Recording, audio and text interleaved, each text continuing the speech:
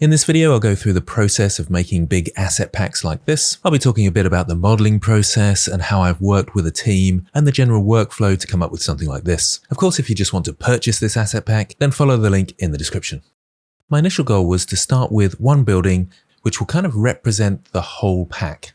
With that starting point, then we're able to go off to artists and say this is what we want, and they've got a base to work with and iterate from.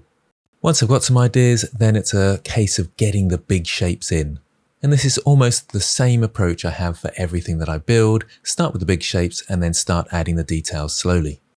So in this case, I'm thinking about platforms and roofs and how they can all join together and complement each other. In terms of technical skill and modeling techniques, there's not a lot you need to know. It's almost always the same process: extruding, insetting, using the knife tool occasionally to cut into the mesh. In this particular project, I use the bevel tool quite often, beveling vertices and beveling edges. I'm not worrying too much about topology and shapes that are overlapping each other. That doesn't seem to matter a lot these days. Topology for static objects like this is not as important as you might think. The footage is sped up 10 times, so you can get an idea of how long it's taking me, and I'm trying to be fairly quick and loose. Just making shapes, seeing if they work together, adapting each shape slightly so they kind of coincide and work together. And once I've got a bit of an outline, then I might start working on a little bit of detail just to see how it might look with maybe some windows, doors or greebles or whatever it might be. And you can see once I've got these big shapes in, that's when I start working on the finer details such as the separate windows. I build these separately so I can easily repeat them around the shape and on other shapes. And again, it's the same technique of extruding, insetting and pulling things around, beveling corners and so forth.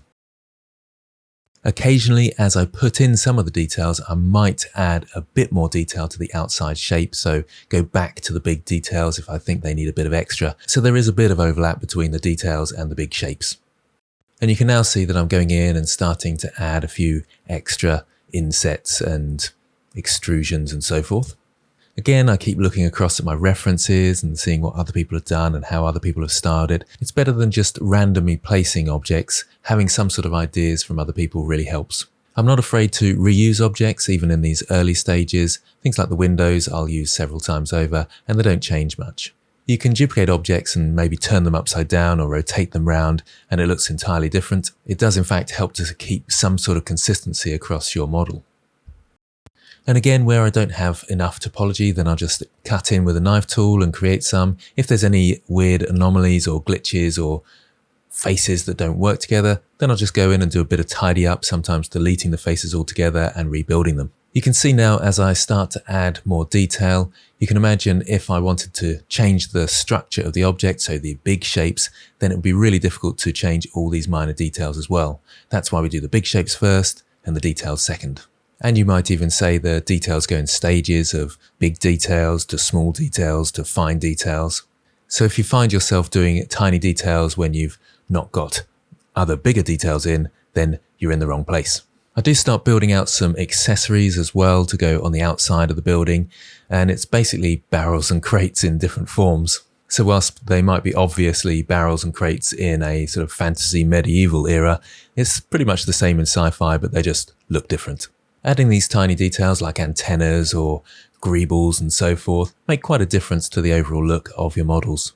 So you do need to go into that detail level. Eventually, I have another member of the team go in and kind of cut this building all up into pieces. And then from those pieces, I can build out new buildings, sometimes adding more shapes and more details as I go. This initial process took about 3 hours of just tinkering and playing around with different shapes. You can see on the left-hand side here, I created a very different kind of building as well. It's nice to have 3 different versions, I would say, and then you can kind of iterate between them, take bits from one, put them onto another. I did have a color palette in mind. I always like the orange and blue. It seems to work quite well, especially in the sort of space type scenes. So this is roughly where I got to after a few hours, and then I passed it on to my team members to cut apart and split into lots of different objects. With everything in pieces, we can give that to the customer, and we can also make lots of buildings ourselves and keep iterating and making interesting objects. And you can see that breakdown here of all the different buildings that were made eventually and all the different pieces that were cut up from those buildings. It was great having another team member to go in and cut everything up, label everything, and I could just go in and make some more buildings out of those shapes. So they broke up the shape and they actually took each piece and maybe added a bit and adapted it slightly, so we had lots of versions. And again, here's some quick speeded up footage of me making one of these bases, a new building out of these different parts that have been cut from the original building. And these are just the initial stages to the whole pack. We then send this off to different artists in the team. We have a character artist and a vehicle artist, and we say we want it based on this style, and they carry on taking sometimes bits from this pack to create other buildings or vehicles and so on.